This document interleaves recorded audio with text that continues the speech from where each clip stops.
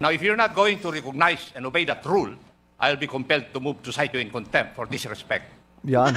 I hope that is understood. Kanina pa ako rito, nakikinig. And if you notice, if I speak, I ask permission from the chair. Why? Because it's the rule. Now, if you are here, you follow the rule. When you are in Rome, do what the Romans do. Oh, what's up sa inyo mga kabayan? Magandang araw sa inyo. Nagbabalik na naman tayo, no? Maiba naman tayo mga kabayan. Hindi na muna tayo dyan sa impeachment, no? At talagang kaliwat kanan mga kabayan ang balita dyan sa impeachment. Kaliwa kanan may nagsasagutan patungkol dyan sa impeachment natin Vice Presidente. Intayin natin mga kabayan kung ano ba ang mangyayari diyan. Kasi napakarami ng mga opinion ng mga abogado, ng mga nag-aral sa batas mga kabayan patungkol dyan sa issue na yan na impeachment. Pero ako mga kabayan, ang posisyon natin dyan, hindi man kayo sumang-ayon sa akin, mas maganda kung mag-continue or magkaroon ng trial nang sa ganon mga kabayan, maging malinis ang pangalan natin Vice Presidente at kahit ang Vice Presidente natin mga kabayan, gusto no, ng trial mga kabayan na sa ganon, maipaliwanag niya at mailatag niya yung kanyang mga ebidensya sa nangyaring pag-impeach sa kanya dyan sa Congress mga kabayan. But anyway, pag-uusapan naman natin itong mga nasa Congress mga kabayan. May patapos na yung kanilang termino, balak pa nilang mag-cite in contempt mga kabayan. Balak nila i-cite contempt si Kaado Paglinawan mga kabayan, yun yung ating pag-uusapan. So anyway, sa mga bagong subscribers natin, maraming salamat. Sa mga hindi pa, inaanyayahan ko kayo na mag-subscribe. Syempre, huwag nyo rin kalimutang i-bell all. Nasa ganun ma-notify kayo pag may mga bago tayong upload. At syempre, huwag nyo kalimutang mag-like at mag-share. Mag-comment din kayo sa comment section. Ito nga mga kabayan. Nako, delikado tayo dito. Ang PNP chief pa naman ngayon, si Torre mga kabayan. Baka tayo damputin bigla. Ito ang sabi mga kabayan ha. Bago pala yan mga kabayan, magpasalamat muna tayo no kay Madam Gina Ray. Ito, napakagandang biyaya nito mga kabayan. Maraming salamat Madam Gina Ray no sa inyong pakulay. Ayan, DDS here from Berlin, Germany. Ayan, nagkakagulo ang mga crooks at NPA crooks din sa House of Crooks. Ayan, nagkalat yung mga crooks. So anyway, maraming salamat sa inyo Madam Gina Ray no. Thank you very much. Appreciated much. Ayan, tuloy natin mga kabayan itong ating pag-uusapan. Pakinggan natin. Tricom, House Tricom maglalabas ng batas laban sa fake news, social media propaganda. Yan mga kabayan, ako tapos tayo diyan. Yung mga nag-clickbait diyan, abay tigil-tigilan nyo na yan. Tamang kung ano yung nilalaman ng video, yun ang ititle natin mga kabayan. Baka tayo madali ni Torre. Nakakatakot pa naman mga kabayan si Torre. Nagbabala pa naman yan na 3 minutes mga kabayan, nandyan na ang mga kapulisan. Tapos doon sa sunod na interview, 5 minutes na mga kabayan. Walang isang salita. O ito na mga kabayan, pakinggan muna natin itong naging balitaktakan dito sa Congress. Ano bang pinag-usapan nila dito? Ngayon, nabanggit kanina ni Commodore Tariela Pasok. that there are some, I suppose, correct me if I'm wrong, there are vloggers who are actually pushing forward the narrative of China in the issue of West Philippine Sea. Is that correct? Yes, Mr. Chair. Can you identify them and inform this committee kung sino-sino itong mga to? As what I mentioned during the last committee meeting, Mr. Chair, I have identified Mr. Mark Lopez and also Mr. Ado Paglinawan. He has written a lot of articles contradicting the factual narrative of the Philippine government when it comes to our fight in the West Philippine Sea. Oh, okay. So, you also mentioned that there could be a motivation why they're pushing forward the China narrative. Is that correct? Yes, Mr. Chair. Okay. So, ano kaya ang motivation, Commodore? Well, I don't have any idea behind the motivation, Mr. Chair, but we can just probably speculate for some other reason. Based on your speculation, what could have been, or what could have been the motive or motivation of these people who have been pushing forward the narrative of China? Well, looking at the incidents that happen in different countries, Mr. Chair, we know for a fact that there are people who are using a pro-China narrative, whether in the United States or in Australia or any other countries, because they are being supported financially. Doon ba sa kanilang mga, did they state some facts on... Ito mga kabayan nagbibigay, lalo na to si Tariela, si Commodore Tariela, meron na siyang mga binibitawang salita, na meron daw funded katulad ng mga lumabas diyan, lalo na to si Barbers nung mga nakaraan, di ba? Nasabi nila na funded, yung mga vloggers ng China, ng mga pogo, 'di ba? Ng mga narko. Pero wala pa naman sila mga kabayang napatunayan. Pero dito, nasira na yung pangalan ng mga social media influencer sa mga pinagsasabi nitong mga to. Na wala pa naman silang base evidence, Wala pa silang matibay na evidence. Di sila mismo, mga kabayan, na nagkakalat ng fake news. Tapos sila pa yung may gana maglagay ng batas, no? Para sa fake news. Pambihira. Kaya po nung sinabi ninyo na sinasabi nila na kayo ang talagang traidor dahil kayo ay naniniwala sa Amerika. Tama po ba yun? Yes, Mr. Chair. Tama. Did they state some... Ito pa mga kabayan, opinion lang din natin mga kabayan. Kung tutuusin, no, dapat nga mga kabayan wala tayong kinikilingan eh. Dapat nga katulad nung dating foreign policy ng ating dating pangulo, no, ni PRRD. Kasi noon mga kabayan, wala tayong kumbaga katulad niyan, nandyan mga kabayan ng Amerika, no? Siyempre ang Amerika naman mga kabayan, hindi naman yan titigil sa ating bansa o susuportahan tayo kung walang benefits para sa kanila. Ganun lang yon mga kabayan kasimple. Unang-una mga kabayan, napakalayo ng Amerika, no? Meron silang dispute ng China at saka ng Amerika. Ngayon nasa pagitan tayo mga kabayan, siyempre magkukumahog yung mga yan na makonquer tayo, no? Or magkaroon tayo ng pagiging, kumbaga, maging solidong alay tayo ng Amerika. Nang once na sila nagkaroon ng sigalot, silang dalawa, tayo mga kabayan ng pain. Diba? Tayo yung magiging vessel ng mga Amerikano laban sa China. Ewan ko ba, no, mga kabayan? Simula nung bumalik yung Amerikano sa ating bansa, nagkagulo-gulo na. Lalo na nung pumasok si Bungit, mga kabayan. Diba? Lalo nagkagulo-gulo dyan sa West Philippine Sea. Pati yung mga mangingisda ngayon, nagrereklamo na kasi hindi makabalik. Tapos itong mga to, ang tinitira yung mga vlogger. Facts or dahilan kung bakit ganun ang kanilang sinabi? They did not support such claim, Mr. Chair. They just mentioned na taksil ako. And for example, for Mr. Ado Paglinawan, he always enjoy calling me as Tonto of Mr. Ray Powell. Is Mr. Paglinawan here? Grabe naman si Kaado. Opo. Okay, pwede po bang magtanong sa inyo, sir? Ano ho ang inyong posisyon tungkol sa paglalagay ng mga installations or buildings sa West Philippine Sea ng bansang China? Ano po inyong pananaw dyan? Ang pananaw ko po dito ay hindi napipinto sa pro-China o pro-US. Tama. Dahil kami po sa Asian Century PH. With all due respects to the Congresswoman from Bataan, ang aming pong panuntunan, kumukuha kami ng mga aligasyon, fina-fact check namin. At kung may diversion, nagbibigay kami ng sarili naming opinion. Tama. Yan po ang proseso na aming sinusundan. Sa pagtatayo po ng mga installation ng China dyan, yan po ay batay sa kanilang pananaw. Maaring mali yan sa ating pananaw, pero sa kanilang pananaw, tama sila. Sige po. Yang mga kabayan dispute na yan, hindi lang naman tayo nag-claims dyan. Nandyan din mga kabayan ng Vietnam. 'Di ba? Ang China kasi mga kabayan, may kakayanan silang magtayo diyan. Hindi naman kayang, kumbaga, hindi kaya sagupain ng Vietnam. What more pa tayo mga kabayan? Noon kasi, dapat talaga, nag-base na kayo diyan. Nasa ganun, hindi tayo naunahan mga kabayan kasi hindi lang tayo nag-claims diyan. Kung sino yung may kapangyarihan siguro mga kabayan, siya yung siya yung nag-base, no? O siya yung nagtayo ng base diyan mga kabayan. Ang masaklap lang nito, no? Sa bansa pa natin kinuha yung mga pinantambak diyan. Kita mo, 'di ba? Ay kung yan hindi nyo inalaw, nasa atin kunin yung mga pinantambak dyan sa West Philippines na yan, magkakaisla kaya diyan? Makakapagtayo kaya mga kabayan ng base yung mga China diyan? Diba mga kabayan? Kita ninyo, sa atin humakot ng mga lupa para itambak diyan. Nasa atin din mga kabayan ng problema, lalong-lalo na sa mga politiko na doon sa Zambales mga kabayan. Meron doon, ay sa Subic, no? Meron doon na hinukay, no? At doon na kinuha yung mga pinantambak. Diba? Nabalita yun, mga kabayan. Sa inyong pananaw, sino may-ari ng West Philippine Sea? Yung tinayuan nila ng installation, Mr. Paglinawan.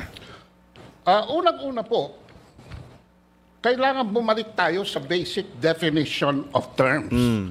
Nagbanggit po kayo ng West Philippine Sea. Excuse me po, sir. Yun na lang po, para hindi po humaba. Doon na lang po sa area. Yan kasi ang problema sa inyo, barbers. Pagka, papaliwanagan kayo, kakat ninyo. Diba? Pagka hindi nyo nagustuhan, isaset in contempt ninyo.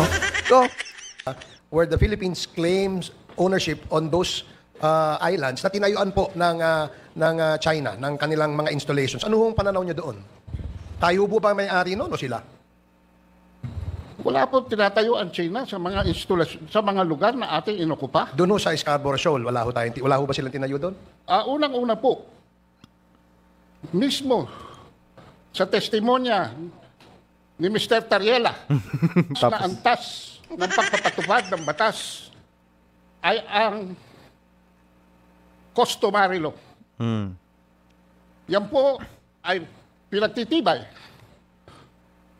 ng actual occupation, sustained administrative control, and defense if necessary. Magbibigay po ako ng ehemplo. Noong pong 2012, dito po sa, with all due respects, dito po sa inyong privileged speech, sinite ninyo that the occupation of Scarborough Shoal in 2012 marked a significant turning point with China asserting historic rights as their justification. Isumiti po natin ito sa fact check. Hindi po historic rights ang pinagtitibay ng China sa Scarborough Shoal. Mr. Chair, Ang soberanya po na in-exercise ng China sa Scarborough Shoal Mr. Chair, is out of the fact that we abandoned control after the stand-off. Okay, sige po, sir. Teka ho, para ho, Yan yung mga kabayan, ano? Yan yung totoo. Nagkaroon ng standoff, nawala mga kabayan ang nagdidepensa. Kaya yun, di ba? Yan kasi mga kabayan, di ba't na nagano ng awarding dyan sa arbitrary ruling, no? Ang nangyari mga kabayan, sige, mag-separate na kayo, magsibalik na kayo. Ay ngayon mga kabayan, ang umatras yung Pilipinas, yung China, hindi. Kaya yan mga kabayan, naiwan ng China. Ang Pilipinas, hindi siya nag-stand doon. Umuwi siya mga kabayan, kaya nawala ng gwardiya doon. Ayun, nadali ng China mga kabayan. Totoo itong sinasabi na to ni Kaado. Kaya mas maganda talaga, patapusin nila yung pagpapaliwanag. Kinat na natin mga kabayan kasi kinat na rin nila. medyo Tuloy. lumalawak na tayo kasi sa aking pananaw, I may be wrong. In your case, you may also be wrong. Eh, sabi po ng UNCLOS kasi, yung area yun. Ayun, ay atin. UNCLOS pala. Eh, kaya nga ho, ang tanong ko sa inyo, ano mang inyong pananaw? Wala po kayong maipapakita Mr. sa Chair. akin Mr. Chair, sa UNCLOS na yung area na yan. Hindi ho ba naging dispute yan because kaya nga ho nagkaroon ng arbitral ruling noong 2016. Dahil po kiniklaim yan at tayo naman po ay kiniklaim nating ating yan. Sige, ang arbitral ruling, excuse me lang sir. Wait, Ang masaklap kasi doon mga kabayan, nung sinabi nung nag-ruling mga kabayan na sige, mag-separate na kayo. Abay, lintik mga kabayan, umuwi ang Pilipinas, ang China ay naiwan. O, paano ang mangyayari mga kabayan? Siyempre, sila yung kumbaga nag-stand doon, talagang sila mga kabayan yung magtatayo doon. Tayo kasi umuwi. Yan yung pinaglalaban dito mga kabayan ni Kaado Paglinawan. wait. Order. Motor Tariela. Let the chair. we all understand that the 2016 arbitral award has already invalidated the historic whatsoever claim of the People's Republic of China. So we should not allow Mr. Ado Paglinawan saying all those lies, because as I said, he's a pro-China fake news purveyor, and we should not allow him to say those kind of things in this hallowed hall of the House of Representatives. Mr. Chair, abogado po ba si Mr. Pagliawan? You can ask him personally. Abogado po ba Mr. kayo? Ado, you are now recognized. Chairman Abante is asking a question. You can answer it Mr. directly. Chair, Go ahead. abogado po ba kayo, Mr. Pagliawan? Hindi po.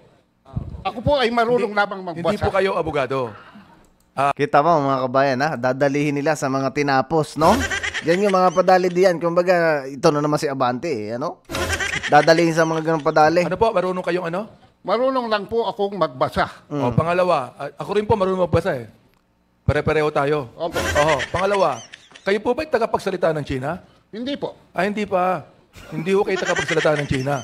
Hindi po. Pero parang pinagtatanggol nyo ang China. Hindi po. Hindi, pinagtatanggol nyo ang China. Hindi po. Hindi, pinagtatanggol Ang nyo ang China. pinagtatanggol ko po ay ang Kita niyo mga kabayan, ugali ng bishop yan, Yan ganyan, na intimidation ng tawag dyan mga kabayan. Ini-intimidate niya. Ito si Paglinawan, no? Si Kaado. Patungkol diyan sa marunong kang bumasa. Di ba? Insulto, mga kabayan. Insulto sa pagkatao ni Kaado to. katotohanan. Huwag kayong Kung ako'y sumigaw bibigyan dito. ng pagkakataon, Mas malakas ang ay boses ko sa sasabihin inyo. ang Point of bakit. order, Mr. Chair. Order. Point of order, Mr. Chair. Yes, what's the point of order? Kawalang yan ito ni Abante talaga mga kabayan. Patapos na yung kanyang termino, hindi pa mag-iwan ng magandang ligasiya eh. Diba? Nang i-intimidate pa mga kabayan doon sa kanilang resource person. At parang napaka-sarcastic, nangangasar, no? Yun yung dali niya dito. Chairman Ako, please. The Yan na, si Ako. resource person concerned does not know the rules. So it's better that we remind him of our rules so that any member of this Si Rolls na naman to. committee will not move to cite him in contempt. Yan. I think, Mr. Chair, that is your duty to remind him of our rules. Mr. Ado, please refrain from talking while the members of this committee still have the floor. So again, Yes, Mr. Chair. Mr. Chair. again, wait. This is a reminder to all of us, no, na mga resource persons, no, to answer, sumagot muna kapag nirecognize na po ng chairman. Para meron po tayong kaayusan sa ating pong hearing.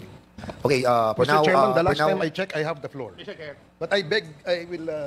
Mr. Chair, Congressman Ako, please. I would like to remind the resource person na kami nga rito, hindi po kami nagsasalita until and unless we are recognized by the chairman.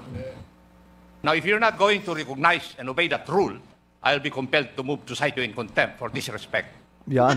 I hope that is understood. Kanina pa ako rito, nakikinig. And if you notice, if I speak, I ask permission from the chair. Why? Because it's the rule. Now, if you are here, you follow the rule. When you are in Rome, do what the Romans do. I hope that is understood. Thank you, Mr. Chair.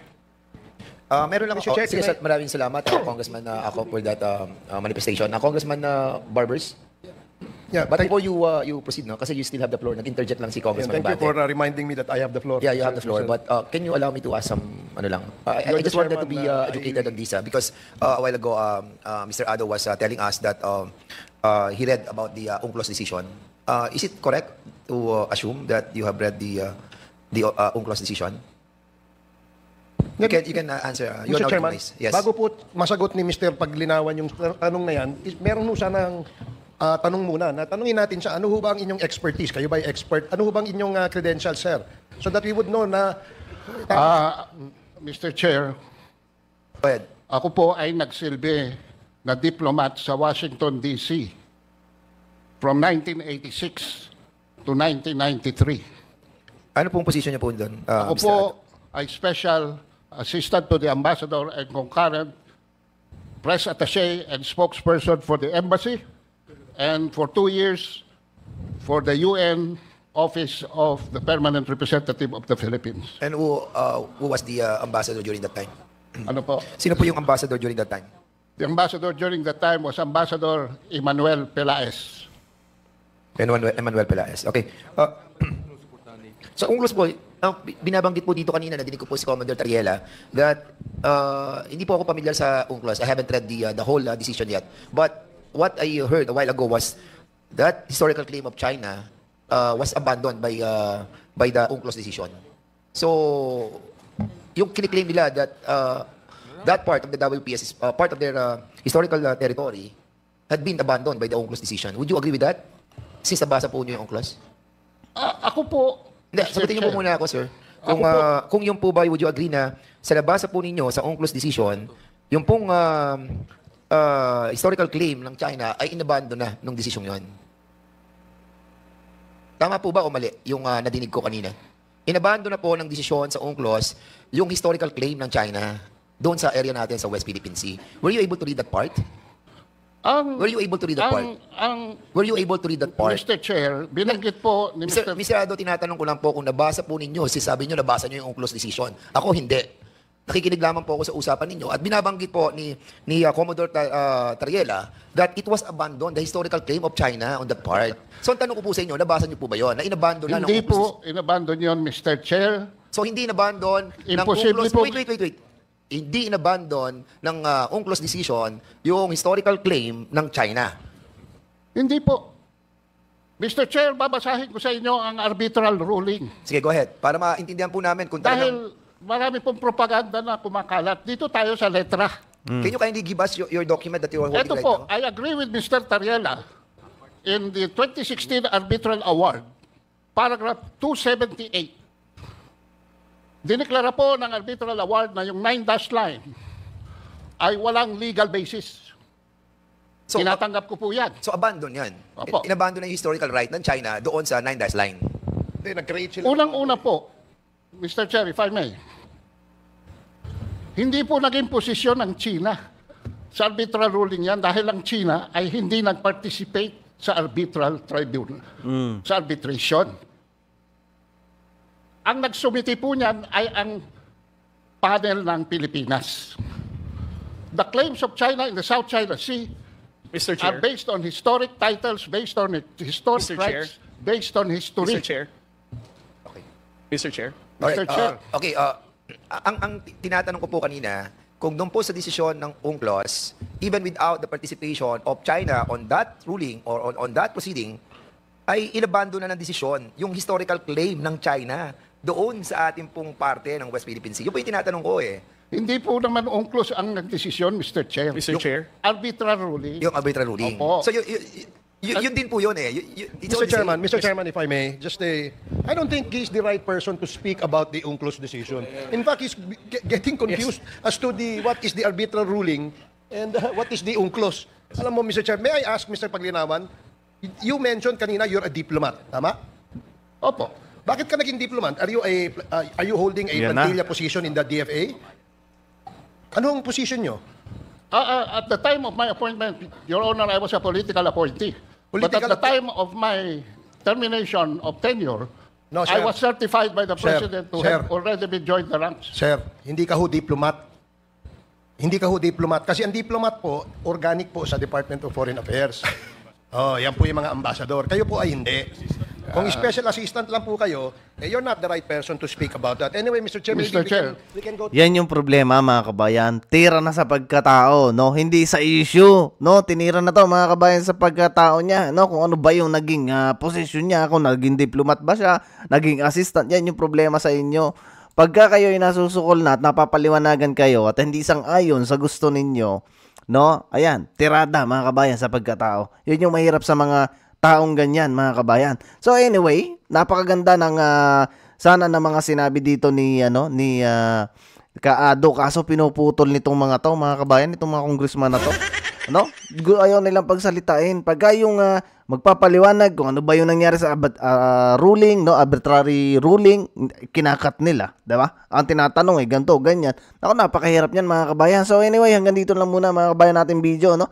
Maraming salamat, no, at sana hindi naman, mga kabayan, nasa in contempt, no, si Kaado, in fairness, muntik pa lang, mga kabayan. So hanggang dito lang muna, mga kabayan, nating video. Ingat kayo palagi at adios muna, mga kabayan. See you sa susunod.